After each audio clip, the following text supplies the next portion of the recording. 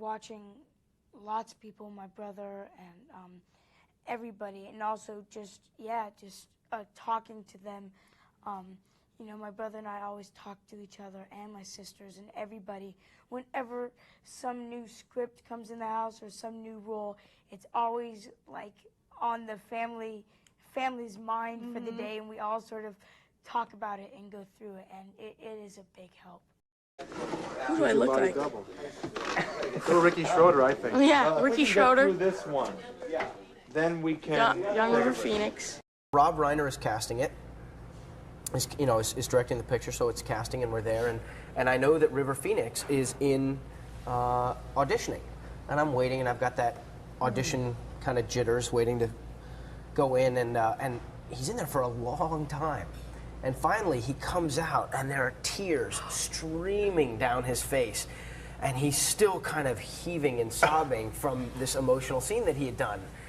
Clearly nailed his audition, and we give each other a kind of actor hug, and well, good luck. And he said, "Yeah, man, thank you so much." And then, like, you went in. Yeah, and then I go in, and Rob Reiner's in there with his sunglasses on in this dark room. Everyone's sitting back there going, "Go ahead, Sean." Yeah, River, was my first scene partner. I did my first movie with River when I was 14. And I remember my first day of shooting. Back then, they really had to use a lot more light. And I can't believe I sound so old back then. But here it is. It's true. They really did use a lot more light. And I couldn't stop crying. My eyes were just watering and watering. And I remember I really wanted to be an actor. And I thought, oh, I'm not going to be able to do this. But after a couple days, I got it. River was a serious young artist even at 14. He already knew more than I did. He'd done it before, and like, we're doing this movie about kids building their own spaceship, and he's trying to talk about what's in his character's pockets, and you kind of knew right away that he was special. Did you and River Phoenix have a band at the same time? No, I think he was playing. He was before, right? Yeah. He was from Alcazadic. Yeah. But did you have fun with that? I also want to talk about this thing that you did out in L.A. with James Franco. It's a very cool thing. I'm a giant fan of James's. Of James's as well, but a really giant fan of River Phoenix. Of River, okay. Well, he was the greatest teacher, but I was a bad student because I'll tell you why. Because at the time I was really into I wanted to be River Phoenix or James Dean. You know, I was really into these guys. I think you stole this look from my man River Phoenix in Explorers. Did you see it? That's my deal. Look at that. Do you remember Explorers? I love that movie. That's cool. That was my blue steel look. That's what it was. Yeah, I completely. Yeah, that works. Yeah. I don't know why I was trying to be River Phoenix. I don't know what I was trying to do. What I clearly remember about him is that he was this just raw, emotional, open wound all the time. He felt everything. And it's what made him such a wonderful, wonderful actor. You didn't keep in touch close at that? We drifted apart, like right around, I guess it was right around the time I was like 15, 16, and River was 2 years older than me. You know, he was clearly in a lot of pain and was Were you shocked then when what happened to him, or not? Probably not. I wasn't shocked. I was sad. Yeah, I mean, I'm trying to come up with the exact word. It was, you know, it wasn't shocking. It was like, please don't let this be true. There's a sad memory for me just because I liked River Phoenix so much, and he passed at such an early age. Yeah. And he was one of those wonderful young actors. He couldn't have been more than 13 or 14 at the time. And he was the one that would call you in your room every night and go, "Do you mind running over this lines with me for the scene?" And he loved it so much, and you could just see that he was going to be a really special actor, and he was. And it was just, every time I think about the film, I get very sad about just not having him around. I got off stage and went out the door, and the paramedics were working on this young man, and I didn't know at the time that it was River. River Phoenix had overdosed on drugs and died before reaching the hospital. A stunned Johnny shut down the club for 2 weeks and allowed River's grieving fans to set up a makeshift shrine outside.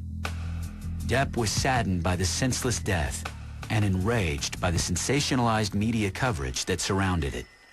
The media wouldn't let not only River rest, but they wouldn't let his family rest. There's a song on the record called Transcending, which Anthony and I wrote the lyrics for, which is about River Phoenix, and I was very, very close to him. River is the kindest person I've ever known in my life. I love him so much. I feel like crying. And River Phoenix was a good friend of mine. He was someone who I will always hold very close to my heart. He was someone that understood a lot of things about me that no one else has ever understood about me. He was a very insightful, intelligent, probably the kindest person I ever met in my life. And he also had a lot of problems, you know, and because of that, I don't know, I can't really say exactly why. He made some bad mistakes and he died, you know, and everybody makes mistakes, you know, it's just a shame when they happen to be fatal. But that's actually not really what the song is about at all. It's not really what I think about with River. What I think about with River is just how fortunate I was to be his friend and how much his friendship meant to me and how many great times we had together. Rocker. Rock and roll. Rocking chair syndrome. Okay, a rocking chair.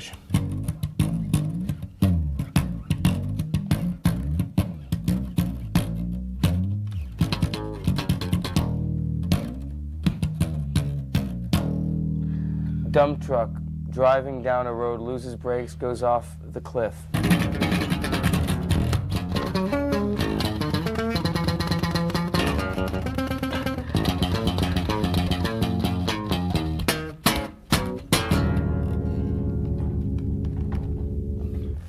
Manic woman tripping on the umbrella.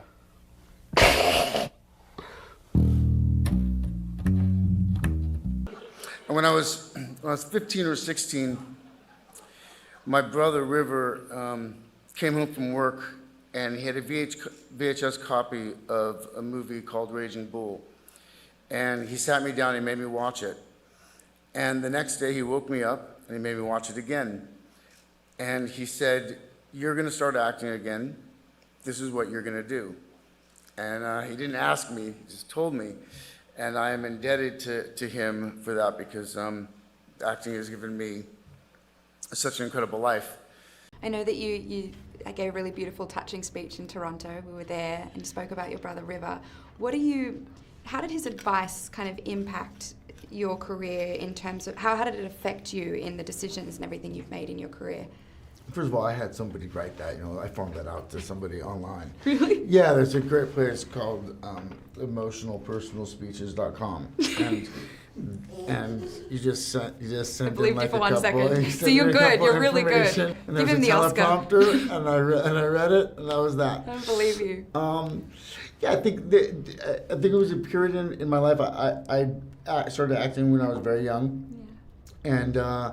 And as I became a teenager, I wasn't interested in the kind of roles that were available to teenagers at that time, or maybe available to me. Maybe they were available to other actors, and they just weren't coming my way. And so I had just grown kind of disinterested in it, and I think that he just gave me a lot of confidence, and was just insistent that it was something that I was going to do, and it was hard to deny it because he seemed so certain, and yeah, I think it just gave me the confidence. Back when I was growing up, back in the 1980s, 1990s. River Phoenix was the person who was a household name.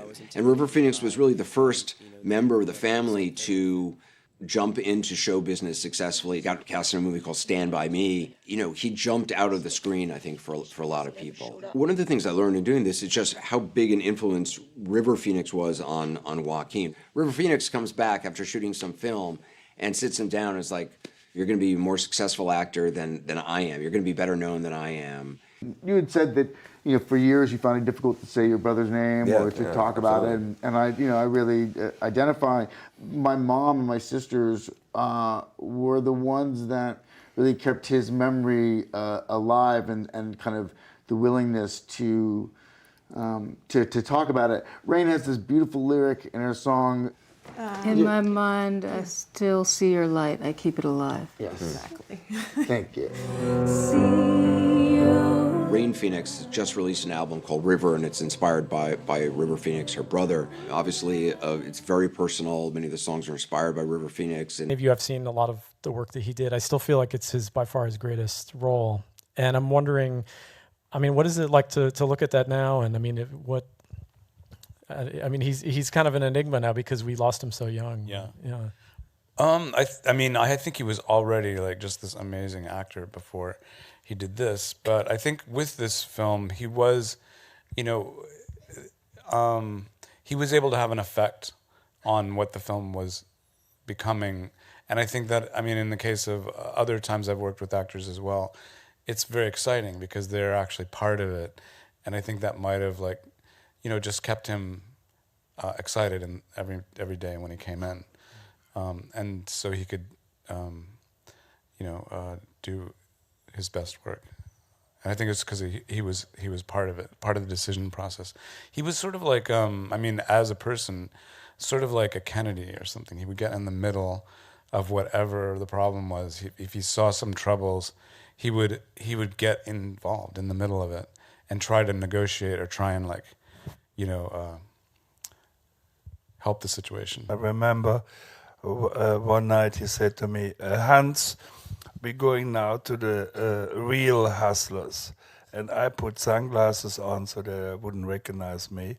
And I give you a hint who you pick out. And we go to Jake's, it was a very elegant restaurant bar in Portland. And you interview the boy. And I want to listen. I said, okay. So I went there, and then River said, this one. So we took him, and then I said to the boy, I don't want to have sex. Just I pay you, just let's talk a little bit. And then River was sitting in the corner with his sunglasses and his beautiful hair and like that. And just listening, actually, I was interviewing the boy, and of course, I had experience, so it wasn't difficult for me to ask what was the worst he ever had to do or things like that.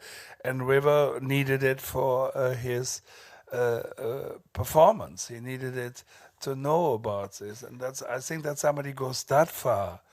For me, it was amazing, and it's like so he was so much into this part to not make a mistake, and he really wanted to know and everything. I think I was really very sad when I heard on the news that he died so young, but he was one of the biggest talent I have in that age group I have worked with. I got this script from Gus Van Sant, very bold script, very refreshing, moving, touching, funny. River was like, let's do this. And I was, let's do this. Well, I can't talk about my own private Idaho without talking about River. Extraordinary person, extraordinary, original, great heart, great mind, great spirit. We're in Italy, and we're shooting this scene where Mike and I are out in Italy with the girl, and it was on this farm. It was a sheep farm. There was like sheep. We're hanging out in between takes. I'm hanging out with River. We're just watching the sheep play and, jumping around the hay and everything like that. We're taking a walk back and to the house. We come by, and there's these two sheep hanging with their blood coming out. The gentleman slit the sheep and then pulled its skin off.